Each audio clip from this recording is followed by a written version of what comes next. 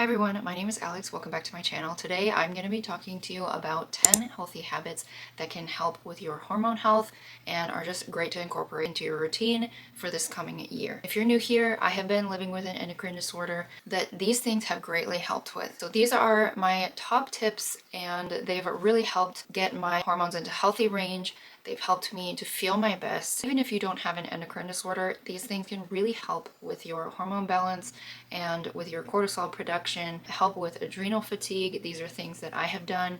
I also have adrenal fatigue, and these things really help with that. Without further ado, let's get into it. So my first tip is to use the infrared sauna. Infrared saunas are really great for your health. They're well tolerated by a wide variety of people. I use the infrared sauna once per week, but it's best to use at least 3 times per week. I love it. It's a part of my relaxation self-care routine. It was really difficult for me at first, but my body quickly got used to it, and now I absolutely really love it. So saunas can help with detoxification. Sweating in a sauna helps your body eliminate toxins such as heavy metals like lead and mercury and chemicals also through your skin.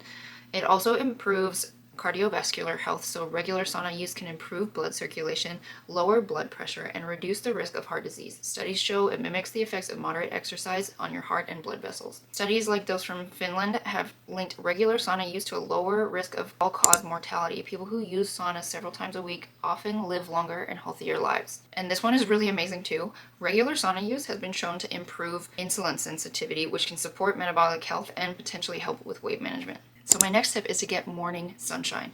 This is really important to regulate your circadian rhythm.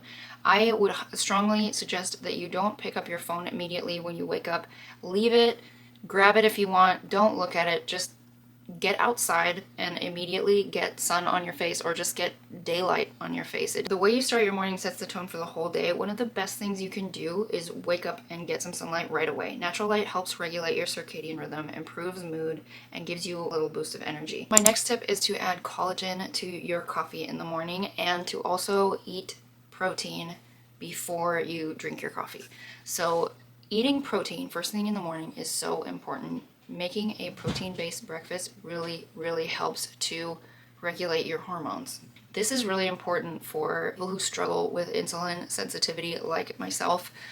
Eating protein first thing in the morning makes me feel so good. And for years before I was diagnosed with primary ovarian insufficiency, and for years before I was having adrenal fatigue and insulin sensitivity issues, I noticed that eating sweet things first thing in the morning made me feel so bad. But eating protein, savory protein things in the morning makes me feel incredible, and it really sets me up for the day. It gives me energy. It's not something I eat and then, an hour later I'm starving again. My next tip is to get 6 to 8 servings of vegetables every day. That one is so hard, and I will be totally candid with you guys. I struggle with that one, especially if I am not planning out my food very well in a particular week.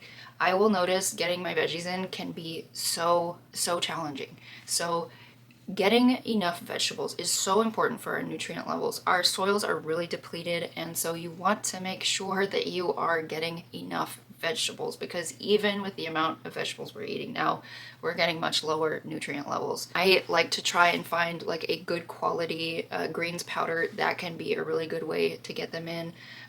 Also, sometimes I'll have like a bone broth egg drop soup in the morning, so I'll make my own bone broth, and then I will put like an egg and stir it really fast, and then I'll put like a couple of handfuls of greens.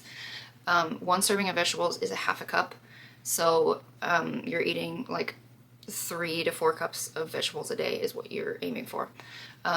So I will do that. I'll put a couple of handfuls of greens and some seaweed, and that's like a great way to get your veggies in the morning. Also, just making sure you are eating vegetables with every meal. Ideally, like if your gut health is really compromised, you want those to be cooked. Raw vegetables can be really hard on your digestive system if you're struggling with your gut health. My next tip is to spend time in nature. This one is overlooked so much, and we don't take it seriously when we hear it. And honestly, there have been studies proving the effects on our hormones. It is so important to connect with nature. It is so important to get your feet on the earth. It is so important for your cortisol levels, just for feeling a sense of groundedness, and it has so many health benefits. I personally live close by the beach, and so the beach is always my time in nature. Even in winter, I'm trying to go to the beach, and maybe I'm not getting in the ocean because where I live, the ocean gets very cold in the winter, but I'm getting my feet in the sand, I'm breathing in the ocean air, and I am relaxing and spending time there. I'm not just going and rushing through my time there. I'm spending time, I'm connecting with nature, and I'm being present when I'm there. And I think that is so important for your sense of well-being as well as your hormone production. My next tip is to journal in some way, shape, or form. I like to have a gratitude journal. I was buying the gratitude journal that you saw all over the place on social media, but I recently started doing it on my iPad. I bought a gratitude journal on Etsy and downloaded it to the app GoodNote that I use, and I love that. I will link the particular journal that I got off of Etsy. I'll link it in the description, and then if you just look up the GoodNotes app, that's what I use. And this is such a great practice. Waking up and having just immediately putting your mind on what you're grateful for, it sets you up for a much healthier day. I stopped doing it for about 6 months to a year, and I really noticed the mental shift to how I wasn't focusing as much on what I'm grateful for, and I noticed that in what comes out in my life. I mean, it really is true that when you focus on what you're grateful for, you're bringing more good things into your life, and I just think that is a healthy way to be. My next tip is just to get in some movement every day. I know this can be a struggle sometimes, especially these days. We're so busy, and we just struggle to get in the time, and usually what is sacrificed is our taking care of ourselves and making sure we move our bodies. So moving our bodies is so important. Whether it's a workout, a walk, or even just stretching at home, moving your body releases endorphins and keeps you feeling strong. It doesn't have to be complicated, just do what feels good for you. I feel like I don't really have to go into much detail about this. We all know why moving our bodies is important, and it helps with your hormones, it helps with so many things. It's healthy to just get in the movement, but sometimes we need to be reminded it is very important that we move our bodies every day. My next tip is to have hobbies or fun activities. When we grow up and become adults, we stop kind of doing things that are fun to us sometimes. I noticed in my early 20s, I was like not ever doing anything that I thought was fun. I was just doing things that I thought I needed to do to accomplish things, and I had this disconnect. And I think it's really important to do things that bring you joy. It's so good for your mental health and your hormones and your overall health. Anything that makes you feel good is going to help with your health as well. My last tip is to have a healthy nighttime routine. Winding down in the evening with calming activities like reading, a warm bath, or journaling can help you sleep better and wake up feeling refreshed. If you haven't seen my nighttime routine, I will link it up here, and be sure to watch that. But just a quick overview: I like to read, I like to also use red light in my room. I'll also drink like an herbal tea that helps me to relax, and then magnesium is something that I will have, like a magnesium oil, or take magnesium capsules, and that really helps with restful sleep. And making sure that I don't use my phone, and this I've not been doing very well lately, but not using my phone for like an hour before bed. I try to do that, and then I'll put like a